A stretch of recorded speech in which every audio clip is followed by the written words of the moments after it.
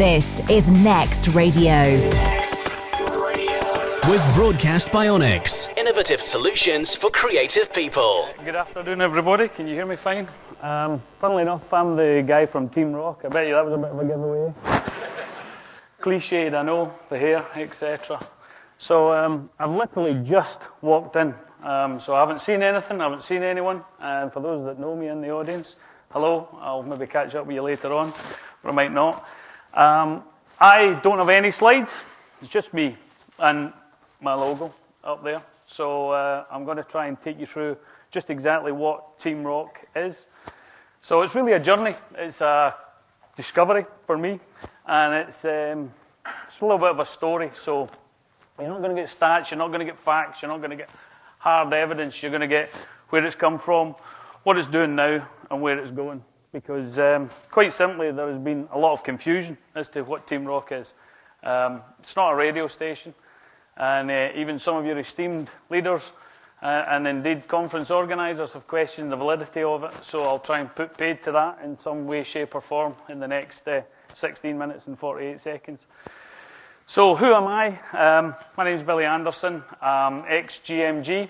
I was in the exec board. I ran real smooth rock in Scotland, and I was part of the executive board team that was known for those brands throughout the UK. So how did I come to be in TeamRock? Well, let me just piece it together bit by bit. A lot of you know a lot of the people in GMG Radio. In fact, some of the existing people might still be here, might be in this audience right now. But we had very strong leadership, and in the last couple of years we didn't. So I really struggled with that whole concept of not trying something new, something different, and really having a vision to go forward. So when I was in charge of Real Scotland, which was quite a success story, it was fantastic because I would be able to put on large events, and everyone was great. You know, we had 31% reach, over 10 million hours in the TSA. It was a tremendous success story. But what I noticed was when I put on an event, I couldn't give a T-shirt away. And this is true. This is where it sort of came from. Well, when I launched Rock Radio, I used to go to, I don't know if any of you know Glasgow at all, but there was a rock club called The Garage in Sauchiehall Street. It holds about 800, 850. And I would put on an event there. And within, I don't know, half an hour, the merchandise was sold. It was a way of life. It was a badge. And I was really excited by this concept. And then if you look at that, that was kind of like the emotional side of things. But then if you look at the theory behind it, and you know, this is very much my take, so I'm not criticising anybody what they do. I'm not having a go. But when I used to do focus groups, I would bring my P1s in, and I would sit with them, and I would say, so tell me all you want to tell me about the radio station. Talk me through it. I hate the adverts. Yeah. I know you hate the adverts, but, or do you? But tell me, what else do you like? What about breakfast? And it always resonated with me that, you know, people were listening to commercial radio and had so much strong views about the style of adverts and the way adverts sounded. So part of what we've done is play no adverts. And, you know, there's obviously some questions about that. Thanks very much, James.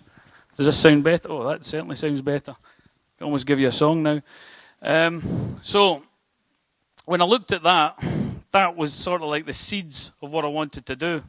And I took the idea and the vision for TeamRock to GMG, but at that time, for all the right reasons, they couldn't. So I had to take the big leap, and I took the big leap and went out on my own. And at the first stages of that, I did a lot of R&D. I went to India, I went to Finland, I went to America, I went to the Middle East, and I started to look at how people were integrating with radio, how people were integrating with media. And it took me about 6 months. And in that time, I started to formulate the plans for development based on what I'd seen for 2 to 3 years previous. So where we got to was I was out on my own. I had a team of people that I'd been working with both inside and outside GMG that had been working with the project in full sight, but had been working on the project with me, and I started to pull them together. I then started to look at what was the concept, and the concept was very much a digital future. There's no point in denying that. It was all about what we do with digital. But the problem I had, as many of you might know, is when you go to an investor with regard to a digital concept, at this climate, certainly in the last 2 or 3 years, 4 or 5 years, it's very much a wait and see, show me some return.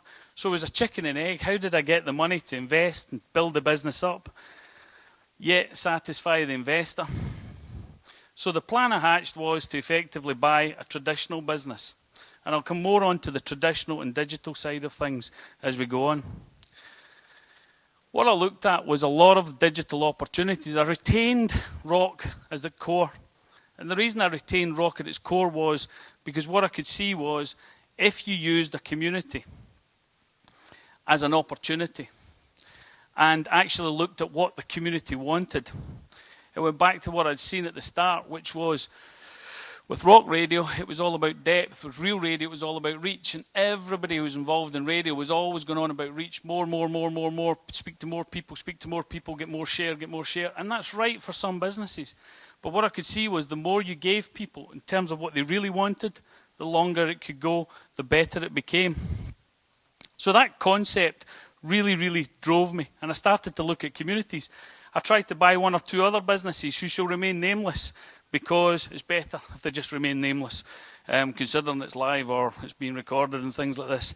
But I came to the idea of looking at the music listening portfolio in Future magazines. A very successful portfolio, a very profitable portfolio. And it was over 19, 20 months ago we started these conversations with them. And those conversations led to us buying that magazine group for just over £10 million. And that was a lot of money for a traditional business. And a lot of people have questioned my sanity on various things, to be honest. But really questioned my sanity on why would you spend £10 million on a magazine business? Because it's not a magazine business. And at the same time, we were working so hard to get a D1 license. I absolutely adore radio. I love it. And all I want to do is do it a little bit differently. Not questioning or criticising anybody else who's using radio. What I am doing is just looking at what I need from radio. So the team I assembled, with John on my shoulder, John Myers, I'm sure you know him very well, and the team around me, we started to pull this together. And on the day we signed to buy the magazines, it was touch and go on the D1. That was one of the most stressful days of my life. I've no idea.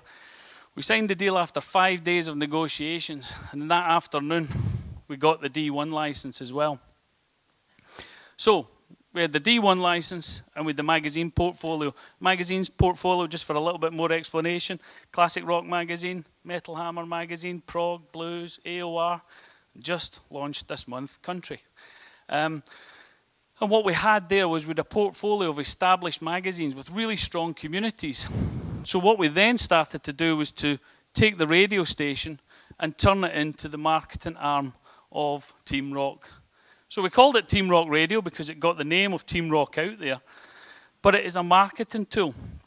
You see, the thing was, I'd been a sales director in radio, been a managing director in radio, I'd been a regional director in radio, all those things, but my default was always sales.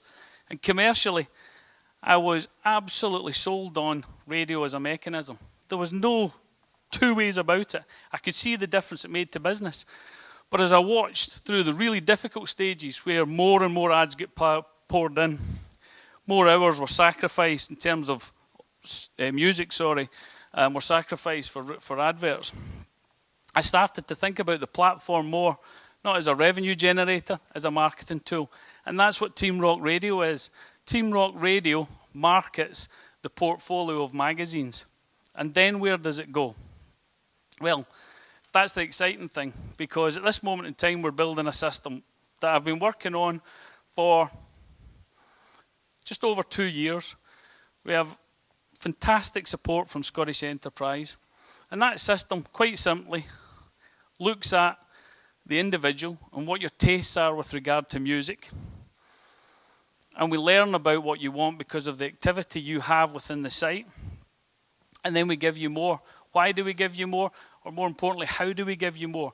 Because we have the traditional business at the top, all the artists, all the promoters, all the labels, all the management companies, they all want to work with us because of the traditional portfolio, which is easy to understand. And what we do is we effectively push content through that funnel. And going back to the point at the start, it's about depth. So we take the traditional business and we push it through new. And, you know, when I look back and I think about what we encountered, you know, so much question marks over a digital business and taking a digital business into an investment camp, etc. And the big, you know, the idea is sound, and there's so many other digital ideas are absolutely fantastic. But what you struggle with is you struggle to be heard. And I've seen so many great ideas that just cannot be heard. And, you know, from my experience, and that's what I'm saying at the start, it's only what I feel, what I believe. But what you have to have is you have to have scale and you have to have credibility. And if anybody, it's a take-home, one of the take-homes, if there's any from this session, is if you're going into that digital space, if you're going into that new age, then you have to have scale and credibility. And what we did was we bought the biggest and most respected magazine publishing group in rock in Europe and pushed that through with radio as the accelerator. And that's fundamentally what it is, because, you know, when I keep saying this, I keep having to correct myself, digital space, it's the air we breathe. It's, you know, it's everything. It's on your iPad, your phone, your desktop, your laptop, everything. It's. You see, this is the thing that frustrated me about radio. And, you know, this might go against even some in my own team. But my feelings on radio were, for the last 10 years, we debated platform, when in fact, if we'd put so much effort into content, maybe, just maybe, things might have been a little bit different. It's not all about platform, it's about content as far as I'm concerned. And there's cliches, content is king, etc., and things like that. But if you create content that people really, really want, and it doesn't need to be rock music, it just so happens it's rock music and TeamRock. It could be cycling, it could be cooking, it could be football, it could be whatever. Once you give content to people in terms of what they really, really want, and you push it through to them on platforms that they want to accept, engage, and interact, then you create value. And when you create value, it's not price-led, it's value-led, and that makes it all the difference. And that is what we are doing at TeamRock. You know, we are 4 months old, pretty young, but the idea has been going around for 4 or 5 years. It's matured. You know, as I said, we've just launched Country Magazine. I don't know if there's any country fans in here, and it's a rock country.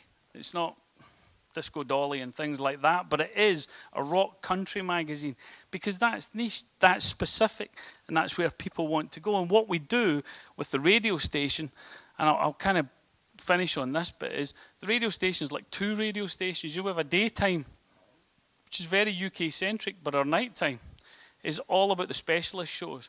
Classic rock program show, metal hammer program show, blues show, prog show. Just launched the country show, the AOR show. Specific shows which are all around the genre, which are all around the magazines. And those magazines shows are being farmed overseas because people love blues and they love rock and they love metal in different countries. And what we're doing with the shows is we're driving them back to the products.